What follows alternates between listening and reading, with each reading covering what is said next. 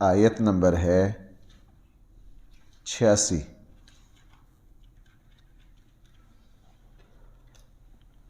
بسم اللہ الرحمن الرحیم۔ الحمد للہ رب العالمین،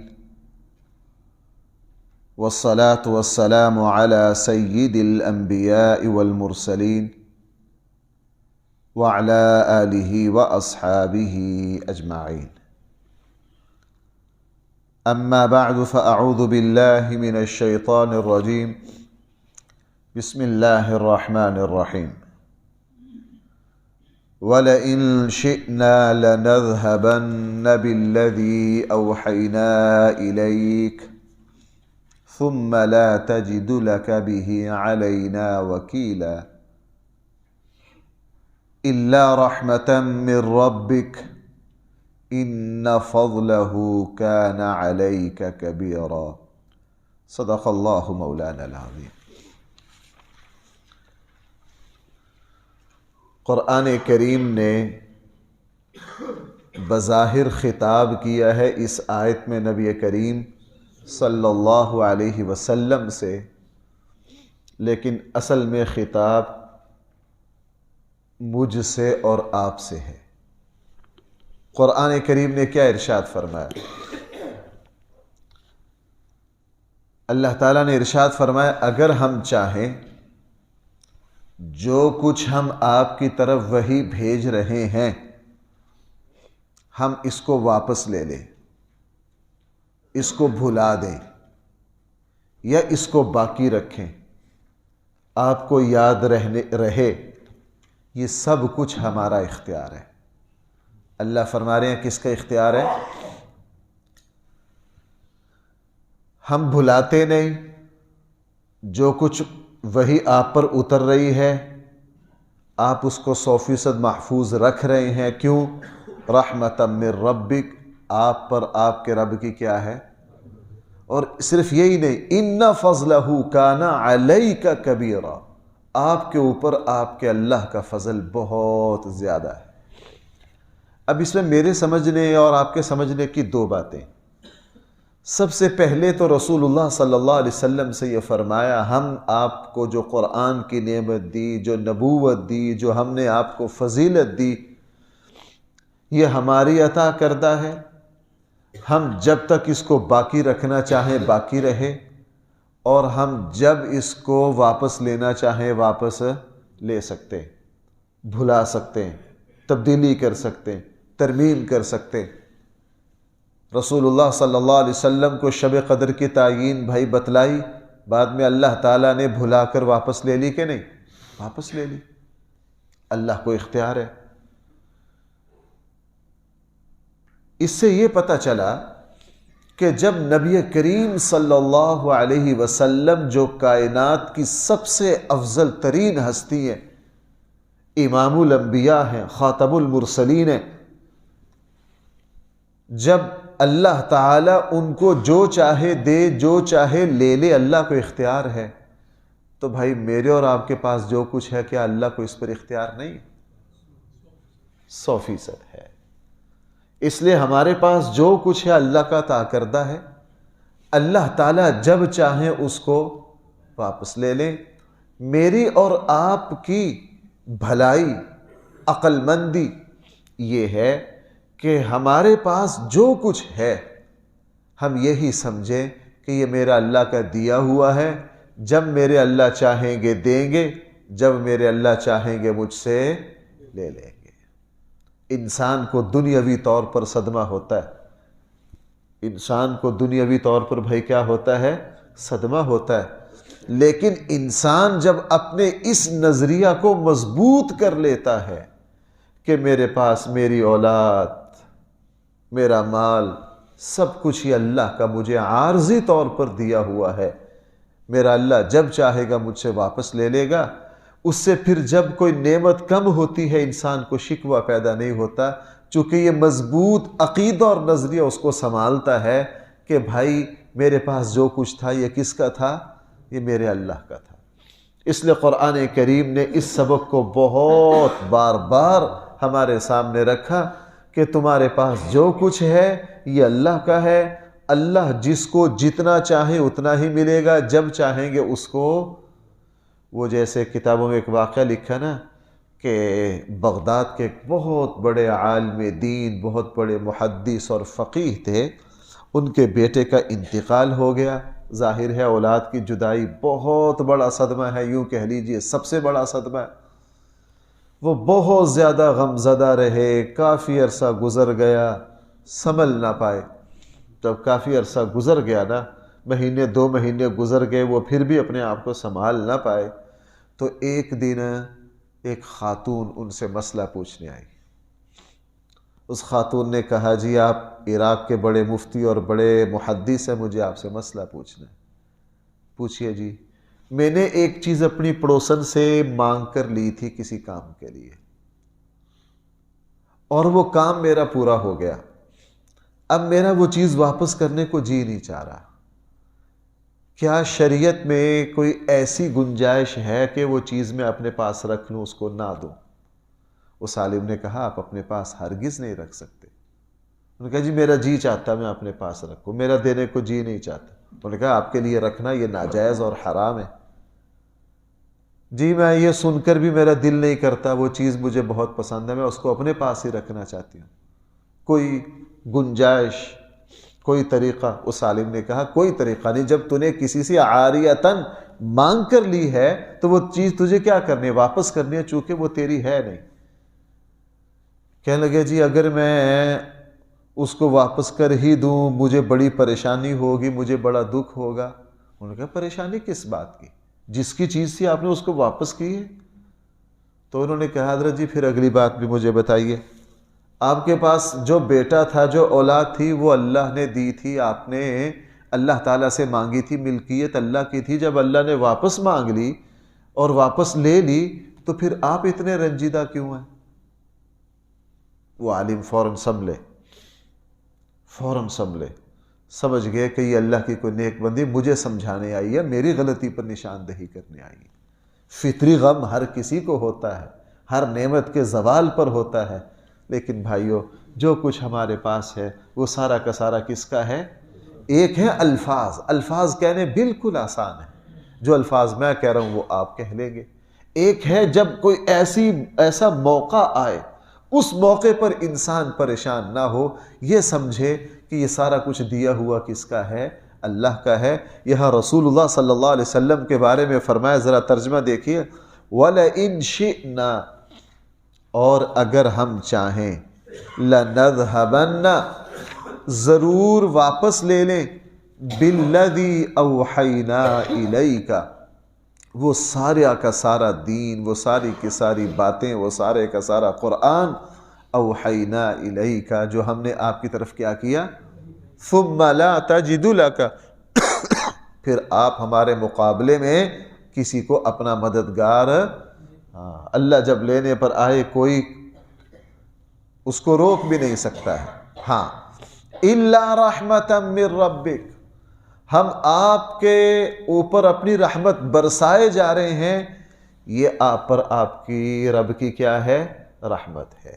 صرف اتنا ہی نہیں، ان فضلہ کان علیک کبیرا، بے شک آپ کے اوپر آپ کے رب کا فضل بہت زیادہ ہے۔ دوسری جگہ فرمایا فضلا عظیما، آپ کے اوپر آپ کے رب کا فضل بہت زیادہ ہے۔ اسی فضل کا نتیجہ ہے کہ ہم نے آپ کو ختم نبوت کے تاج سے سرفراز کیا، اسی فضل کا نتیجہ ہے کہ ہم نے آپ کو ساری انسانیت کا امام اور سردار بنایا، اسی کا فضل ہے کہ ہم نے آپ کی اطاعت کو اپنی اطاعت کا حصہ بنا دیا، اسی کا فضل ہے کہ پوری دنیا میں آپ کی عظمت، آپ کے احترام کا ڈنکا بجے گا۔ یہ اسی کا فضل ہے کہ ہم نے آپ کو ایسی کتاب دے دی جس کی مثال دنیا میں نہیں ہوگی۔ یہ اسی فضل کا مظہر ہے کہ کل قیامت والے دن ہم مقام محمود پر آپ کو فائز کریں گے۔ اب اس سے یہ پتہ چلا کہ اللہ تعالیٰ نے رسول اللہ صلی اللہ علیہ وسلم کو بہت کچھ عطا کیا، صرف اور صرف اپنے فضل سے عطا کیا، تو یہی معاملہ میرا اور آپ کا ہے، اہلیت نہیں۔ دیکھو بھائیو، ہم یہاں غلطی کر جاتے ہیں، میں بعض باتیں عرض کرتا ہوں وہ بہت باریک ہوتی ہیں، ان کو ذرا گہرائی سے سمجھنا پڑتا ہے۔ میرے اور آپ کے پاس جو کچھ ہے یہ نہیں کہ ہم اس کے اہل تھے، میرے اور آپ کے پاس جو کچھ ہے یہ نہیں کہ یہ میری اور آپ کی قابلیت پر ہے، میرے اور آپ کے پاس جو کچھ ہے وہ یہ نہیں کہ میری اور آپ کے قد کاٹ اور مقام اور حیثیت کے مطابق ہے، نہ نہ نہ، میرے اور آپ کے پاس جو کچھ ہے وہ ہمارے اللہ کی یک طرفہ عنایت ہے اور یک طرفہ اپنا فضل ہے، اس میں ہمارے کسی کمال کا کوئی دخل نہیں ہے۔ ہم تھوڑا بہت جو روزی روٹی کے لیے محنت کرتے ہیں نا، ہم سمجھتے ہیں کہ شاید سارا کچھ جو ہے وہ میری محنتوں کا نتیجہ ہے، نہ، اللہ تعالیٰ نے ہمیں جو کچھ نوازا ہے وہ یک طرفہ، ہماری کسی صلاحیت، کسی استعداد، کسی علم، کسی چیز کا کوئی دخل نہیں ہے۔ بھائی وہ یک طرفہ کس کی عطا ہے؟ اللہ کی عطا ہے۔ اللہ جل جلالہ اپنے بندوں پر اگر اصول کے مطابق اگر اللہ جل جلالہ اپنا نظام نافذ کر دیں تو بھائی پتہ نہیں ہم کہاں سے کہاں پہنچ جائیں، یہ تو اللہ جل جلالہ کا فضل ہے۔ اس لیے رسول اللہ صلی اللہ علیہ وسلم نے بھائی جب مسجد سے نکل رہے ہیں کیا دعا مانگ رہے ہیں؟ ابواب فضلک، داخل ہو رہے ہیں ابواب فضلک، ابواب رحمتک، مسجد میں آتے جاتے اے اللہ میں تیری رحمت کے دروازے، تیرے فضل کے دروازے، کیوں؟ وکانا، اللہ تعالیٰ کا جو فضل ہے، اللہ تعالیٰ کا، اسی لیے انبیاء علیہم السلام انہوں نے جب بھی اللہ سے مانگا، بھائی کس کو مانگا؟ اللہ کے فضل کو مانگا، اللہ کی رحمت کو مانگا، اس لیے کہ اس کا فضل جو ہے وہ کسی قید کلیے کا محتاج نہیں ہے، وہ اللہ تعالیٰ کی طرف سے یک طرفہ رحمت ہے اور اس کا فضل ہے۔ اسی لیے اللہ جل جلالہ نے جب یہ فضل کیا تو آپ دیکھ لیجئے رسول اللہ صلی اللہ علیہ وسلم کے صحابہ میں، آپ کے ساتھیوں میں، آپ کے شاگردوں میں ایسے لوگ۔ اب ابو ہریرہ رضی اللہ عنہ، یہ اللہ ہی کی عنایت ہے، رسول اللہ صلی اللہ علیہ وسلم کی زندگی کے بالکل آخر میں آئے، 7 ہجری میں جا کے مسلمان ہوئے، اور بڑے دور کے قبیلہ سے آئے، آخری 2-3 سال رسول اللہ صلی اللہ علیہ وسلم کے قدموں پر ہی پڑے رہے، مسجد نبوی میں ہی ڈیرا ڈالا، اور اللہ نے اتنا فضل کیا ابو ہریرہ پر کہ رسول اکرم صلی اللہ علیہ وسلم کے ارشادات سب سے زیادہ امت تک بھائی کن کے ذریعے پہنچے؟ حضرت ابو ہریرہ رضی اللہ۔ کسی نے پوچھا کہ آپ کو اتنے ارشادات کیوں یاد ہیں؟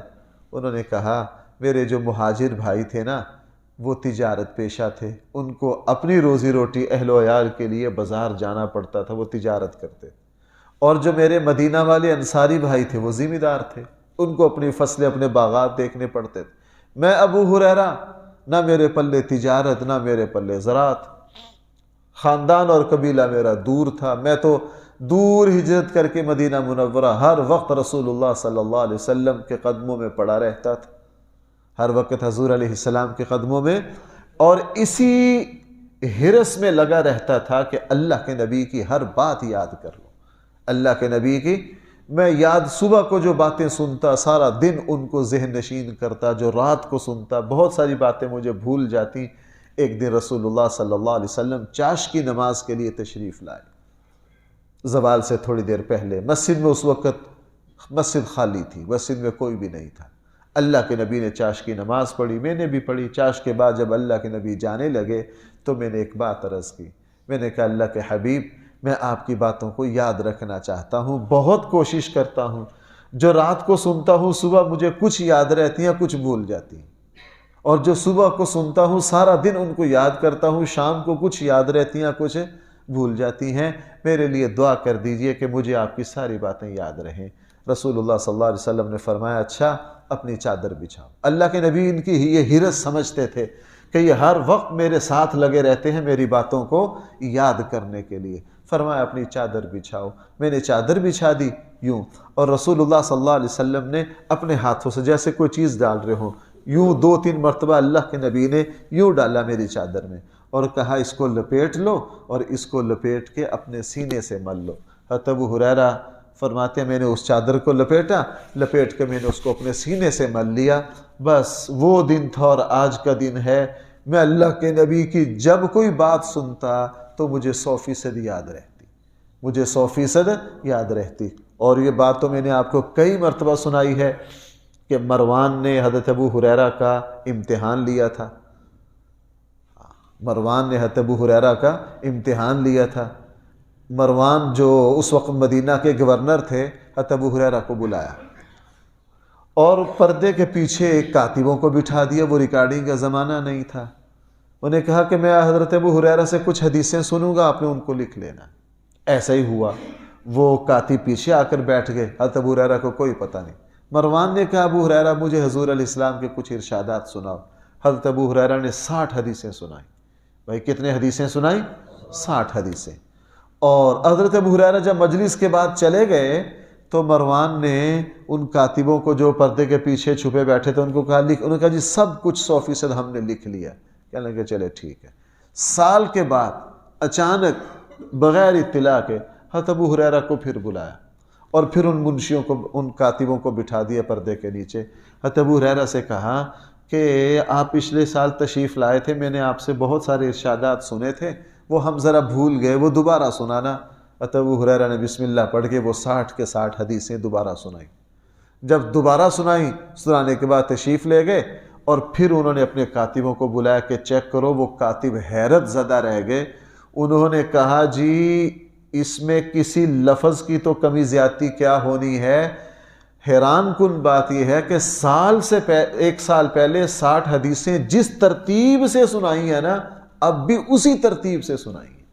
یعنی ایک سال کے بعد ترتیب میں بھی فرق نہیں پڑا، الفاظ میں تو کہاں فرق پڑنا ہے۔ میں آپ کو ایک حیران کن بات شاید میں نے آپ کو سنائی ہو۔ حمام ابن منبہ تابعی ہیں، حضرت ابو ہریرہ رضی اللہ عنہ کے شاگرد ہیں۔ حضرت ابو ہریرہ رضی اللہ عنہ نے ان کو ایک حضور کے ارشادات کا رسالہ لکھوایا تھا، صحیفہ ابن حمام اس کا نام ہے۔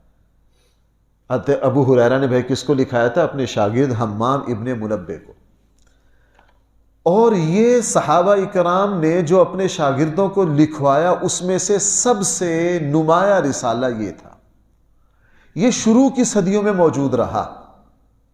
اس کی کچھ روایات محدثین نے، امام بخاری نے بھی اپنی کتاب میں لی، اس لیے امام بخاری کی کئی روایات جو ہیں حمام ابن منبہ اور حضرت ابو ہریرہ کی سند سے ہیں۔ وہ پورا کا پورا رسالہ حدیث کی کتابوں میں بکھرا ہوا ہے۔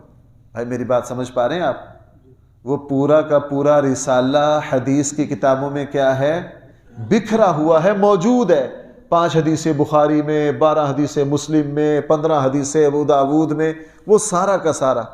لیکن شروع کی 2-2.5 صدیوں کے بعد وہ رسالہ غائب ہو گیا، چونکہ وہ آ گیا تھا حدیث کی کتابوں میں، بس وہ رسالہ مفقود ہوتے ہوتے ہوتے گمنام ہوتے ہوتے ختم ہو گیا۔